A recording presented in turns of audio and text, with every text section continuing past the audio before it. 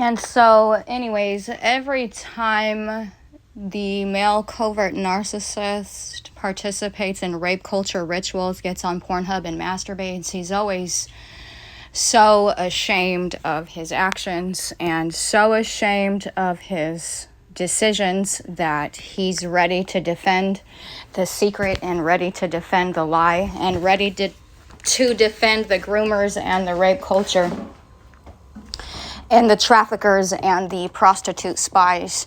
So every time he becomes defensive and he's ready to defend and he goes into defense mode, to 300-pound Samoan man, 6 foot tall, every time there's a domestic dispute and I have to defend myself, or offend myself, I should say, that is a assassination attack. That is an assassination attempt, survival. That is what I would call an assassination attempt that I survived. I guess you could say it like that. Because I'm not in a position to go to war with any grown-ass man. I'm a woman.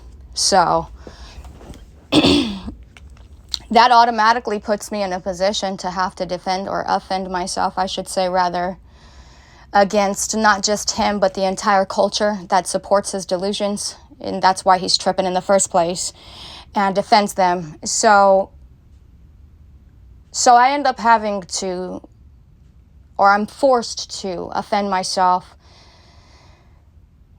and combat my defensive partner who should be defending me, but chose to take the position of the opposition instead. Anyways, anytime and every time that this happens, this is all intentional sabotage.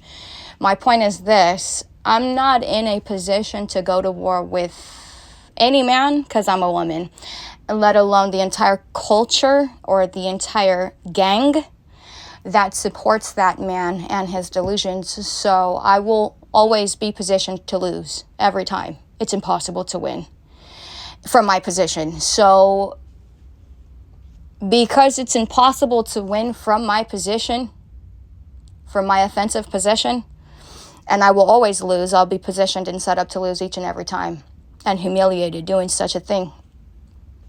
So anyways, it is actually every DV encounter or every domestic dispute or domestic violence incident that I survive is an assassination attempt that I survived.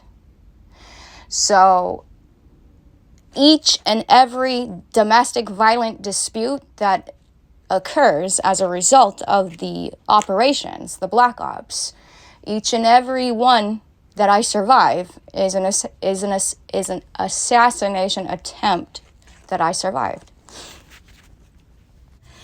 The enemy has drawn so groomed, and I really need you all of you prayer warriors, to seriously hunker down and pray, because the enemy has drawn so groomed and blinded by his own trauma that it gave him a custom conditioner for his dick, and it said it was for Pamela. That it had him working for Boeing, masturbating all day long to the enemy online, the same one that's targeting us, the same one responsible for the death of his relatives, while he's sitting in an ambulance truck, driving it, as in it was symbolic for him driving me insane, slowly gaslighting me to death.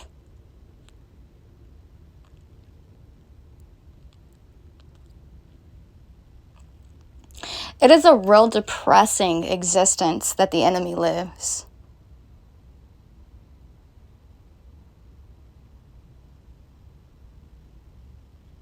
It's a real depressing existence, sitting behind a computer all day long for 500 years straight.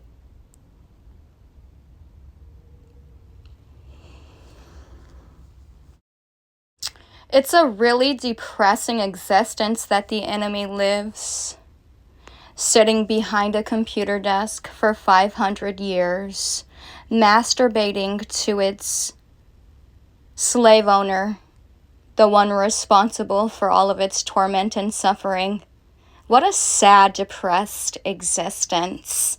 I hope the next time you sex addicts get the lust and the desire to log on to Pornhub and masturbate, I hope you decide to kill yourself. Instead of watching porn and masturbating, instead of participating in rape cult rituals, or instead of gang stalking, I hope you are encouraged at the highest level capable. I hope that the unwavering strength of the death and the rape cult that you worship so much consume every fiber, cell, and molecule of your every being. And I hope you somehow cease to exist instead of chasing that thrill and chasing that fantasy and chasing the enemy's ass and sacrificing innocent people like myself for your thrill.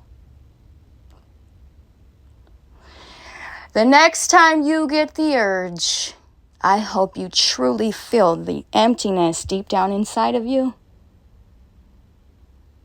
And I hope it consumes you to death.